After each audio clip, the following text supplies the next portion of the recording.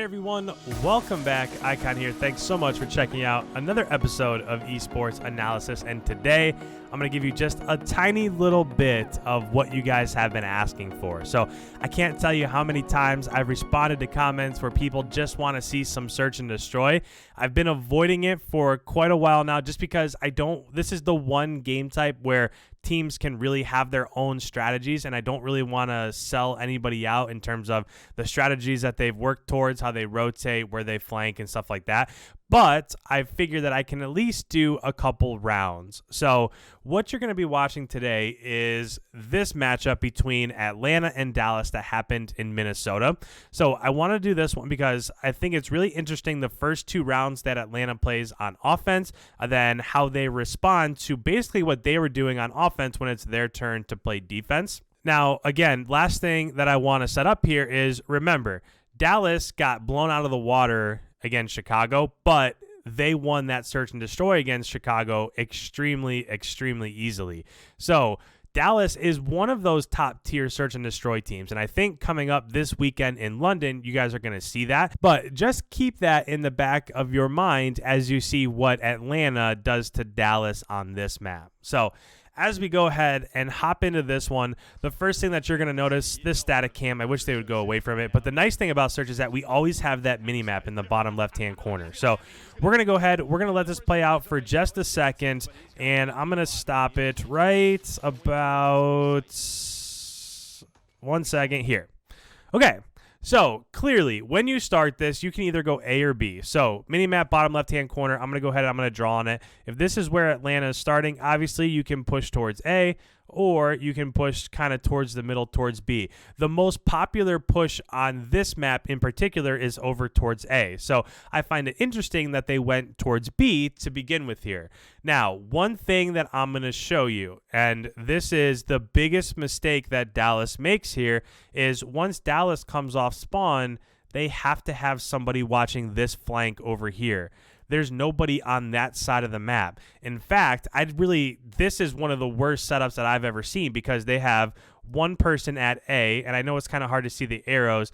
They have one person pushed up here by statue, and everybody else is in here at B. So in a way, they have a really good setup to counter a B push, but I don't like the fact that everybody is on top of each other inside of there. So let's go ahead. Let's play this out just a little bit. The one other thing that I'll say real quick is that this is a great job of Atlanta by smoking off this mid-map. By smoking this, that has allowed the rest of people from Atlanta to push through bottom grandmas to mid-map. It's also allowed them to push through to the statue area. So having that smoked off has allowed their SMG players, their faster players, to push up towards the middle of the map. So with that, let's go ahead, let's hit play, and I'll stop this again here in a couple minutes.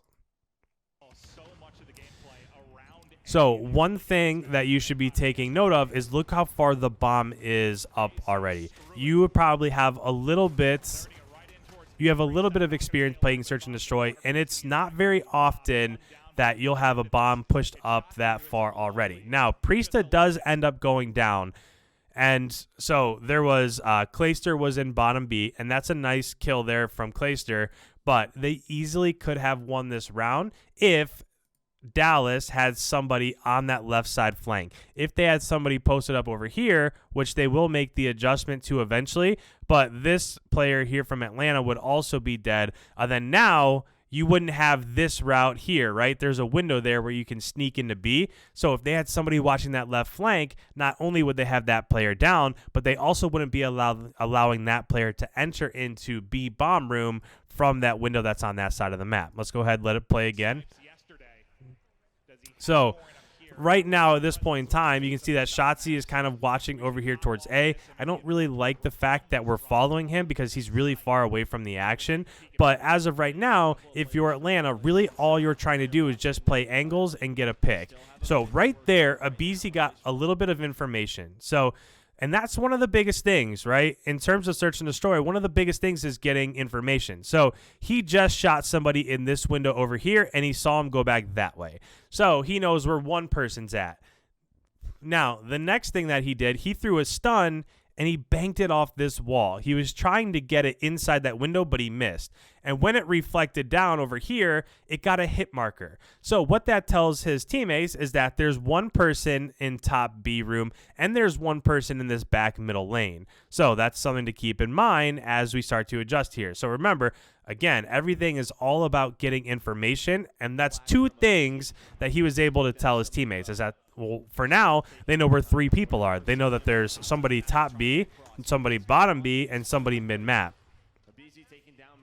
Now, I'll play this again in just a second. So I'm going to go ahead. I'm going to back this up 10 seconds. And as we watch this, we kind of miss it as we were watching a BZ right here. But right there, Clayster's shooting at Celium. Now, remember, this is a really big mistake. So if we're watching the minimap in the bottom left-hand corner, Celium has now been able to hop up here and cross over to watch their side of the map, right? So anybody that's rotating from A back towards B, Celium can now see. And then again, while that also happened, they got another really critical piece of information is that right now you can see on screen that Clayster is shooting at him from bottom B. So Celium's able to tell Simp that there's still somebody in bottom B, and since they know it's Clayster, or since they know it's an assault rifle, Simp knows that he can slide in and win that gun battle. So if we look on the minimap, right here is Simp. And he knows that from that person's going to have to reload. But even if he wasn't reloading, that's a gun battle he can win. So as we hit play, you can see that player rushing through bottom B. He's going to slide in right here, and he's going to win this gun battle. So that's just a simple, I have an SMG, you have an AR. It's a close quarters combat gunfight. I'm going to end up winning that. And with that is where the round really starts to go Atlanta's way, because now they have the bomb room secured, right? Simp just slid in there. He was able to take out Clayster, who was watching B. So now they have control of that bomb site. Now, again, I don't really like that setup, because if it's a close quarters gun battle like that, you shouldn't have one of your main ARs in there. You should have an SMG in there. But I digress. Let's go ahead and hit play and see what comes after this. So Simp is now inside, and last I knew there was somebody up top B, and you can see right there that Crim6 is still up there. Now this is the next key spot right here. So just I'm going to point this out. I'm going to pause this. I'm going to point this out. Look, this is the biggest key for the rest of this round. Look at where Simp is planting, and look at where he has a teammate.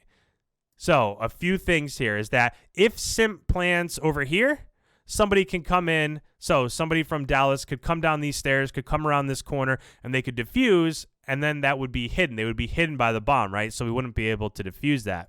So the way it is right now, Simp plants the bomb in a way that his teammates can see all the way through this line of sight. So it's basically going to be impossible to defuse this.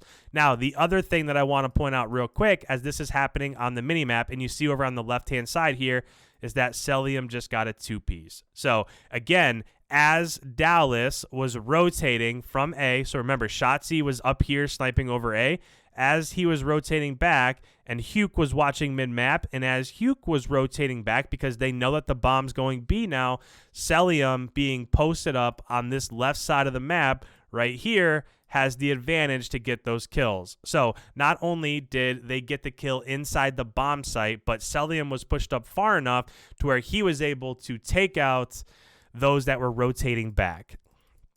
And then now, if we just go ahead and let this play, Simp will put it down, and then he'll run out towards mid-map. He knows that he doesn't have to stay in there, right? So what Simp can do is he can just watch mid-map, because he knows he doesn't have to be on the bomb, because as soon as Crim6 gets here, he is spotted by Major Maniac, who's up top. So what Crim6 is going to do is he's going to try to close these doors, but he gets kind of stuck there, and he can't get through. So a lot of really good things there, and it's not even necessarily so.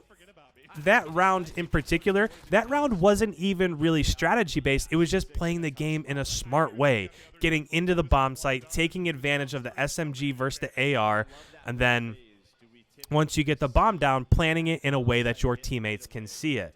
So with this, we'll go ahead and we'll watch a defensive round real quick. So as this is about to start up, we are on board with Simp just because he has a sniper rifle, but as we watch these arrows spread out, we can stop this in just a second, and this is the first thing that I want to show you.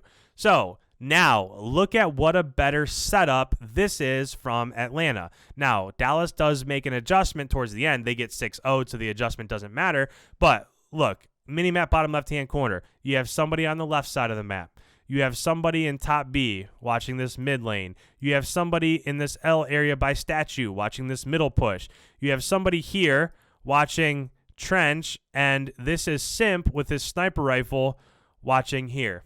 Look at the setup, right? Think about how this setup compares to what Dallas had last round. Dallas had 3 people in the B bomb site. So right now, if you're Atlanta, all you're trying to do is get information and look at the lines in the minimap in the bottom left-hand corner. They have every possible route and lane locked down the way that they're set up right now. So a lot more goes into this than just, can you trade kills, or can you win gun battles or whatever. This setup is just perfect from Atlanta. So we'll let this play. Now, there is smoke in mid-map, so Simp just throws a stun there just to check and see if anybody's pushing through. Since he didn't get anything, he knows that there isn't anybody, but he did just fire a shot. So what that tells him is, let me stop this real quick. So Simp was right here, and he fired a bullet this way. So what that tells him is that when he fired that bullet, but we didn't see anybody, that's the push that they're pushing up on, right? So they're going towards A. So rather than stay here, where, think about it, if Simp stays in that position where he was just at, somebody could technically push through here or push through right on A-bomb, and now that's a close quarters gun battle, and he just has a sniper rifle.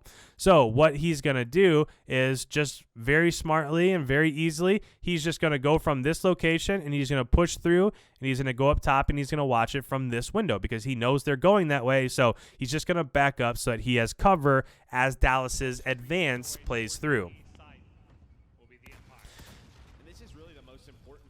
So that right there, as we're watching this, that nade on Major Maniac, this is where as a team you have to throw team nades right there. If you throw a nade and you get a hit marker saying somebody has EOD, you immediately have to throw a second nade in that exact same position, and they don't do that.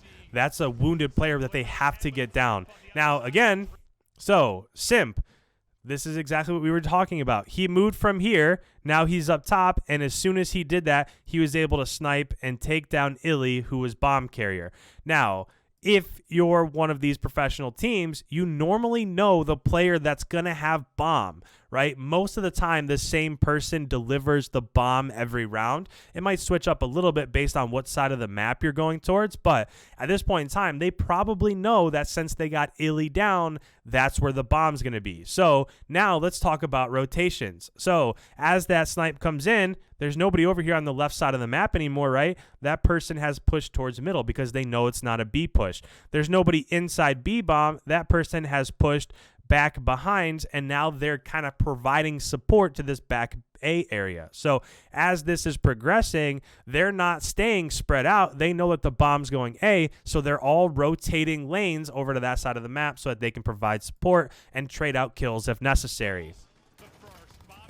That's a great kill by Major Maniac, and he's wounded, but there's nobody there to trade it out, right? That person, Huke, was just pushing up by himself. Now, Crim6 did get a kill mid-map, so that's why Priesta has pushed up here. But you can see, so again, I know I'm stopping this a lot, but we're not going to do the whole thing.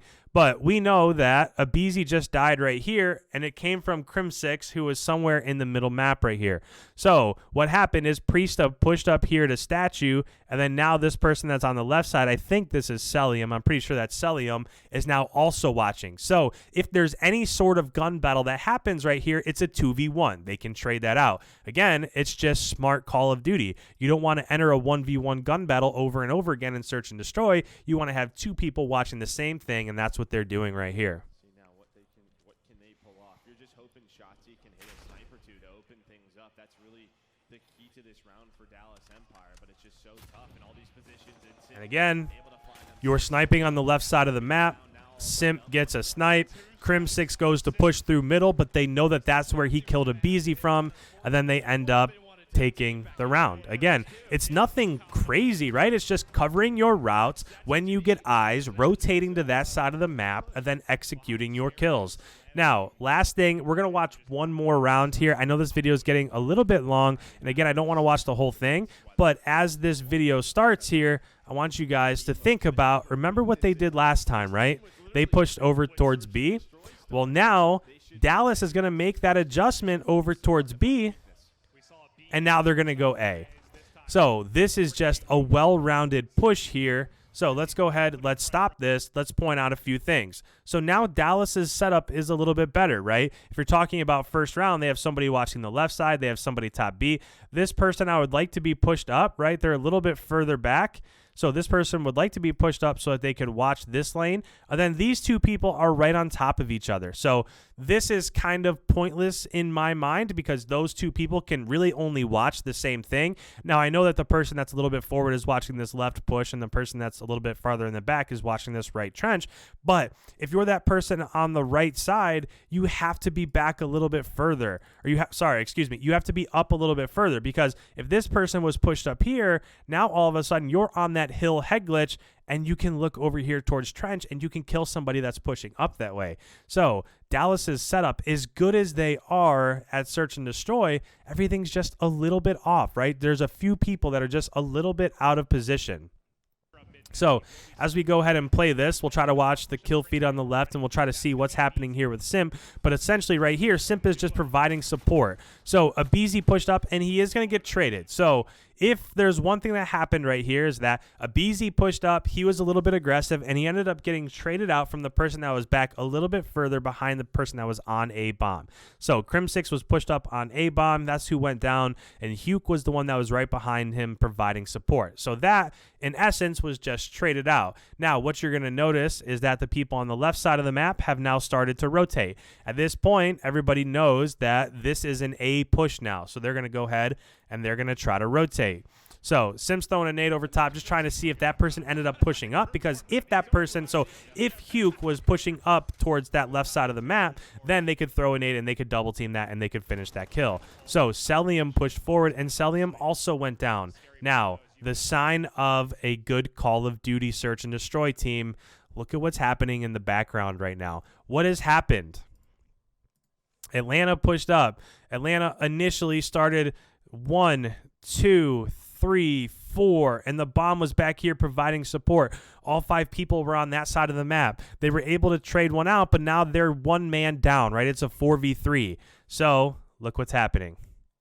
This bomb player is pushing over towards B. So as Dallas is sending everybody over towards A because it was an initial A push, they're going to go ahead and back out of that, and whoever has the bomb, I think it's Priesta. Yeah, in the top left, you can see Priesta has the bomb. He's going to go ahead and rotate over to B. So rather than just try to bang your head against the wall and force an A push when you know that you're at a man disadvantage and they're already set up there, they're going to leak out, and Priesta's going to try to plant the bomb over at B. So let's let this play out here for a couple seconds, and let's see what happens as this starts to rotate. One thing I will say is recognize that Priesta's not going through the middle, right? If we pause this, look at where Priesta went. He was here, and instead of going through mid, where he could get shot from all these different lines of sight, he pushed around over towards the outside. And the reason why he pushed around over towards the outside is because, again, you can jump through that window at bottom B and you can easily get the bomb down. So little things here and there that make the biggest difference when you're just rotating bombs and doing the simple things. Now, there is somebody in here. So I think that's probably Clayster. That's where he was last round. So he's in there. Actually, is that Illy? Yeah, it looks like it was Illy. So Illy was in there, but when the bomb went down, Priesta went and he jumped out right away. So that was a nice job by Illy following that up. But again, man, I kind of missed it there. That was a fantastic snipe by Simp. But again, look at the bomb placement here. So when Priesta put this down, he put it down in a way that not only shielded him from anybody that might be on this side of that room, right? But he put it down in an area that Simp can watch over it. Even if those doors are closed, Simp can shoot through those doors and get a kill on anybody that might be trying to get on top of bomb. So as we get into this, we have a 2v1 now. So Simp killed Illy, who was trying to get on bomb. Maniac killed Huke, who was trying to rotate. And now it's just a 2v1. Bomb is down. The rest of this round is going to end up going Atlanta's way. So nobody knows exactly where this last person is, but they know that they have bomb down. And Simp right there did a smart thing. He's just trying to watch his side. So he ended up getting sniped by Shotzi, but since it was so close to the bomb, Major Maniac knew that he could go in and just peek it, see if he was on it, get out if he needed to. And then that ended up being all she wrote for this round, and they end up taking a 3-0 lead. So I don't want to show anything after this. I feel like I've already given up a little bit too much in terms of how teams set up and what their strategies might be, how they're rotating back and stuff like that. I really don't want to give up too much in terms of strategy.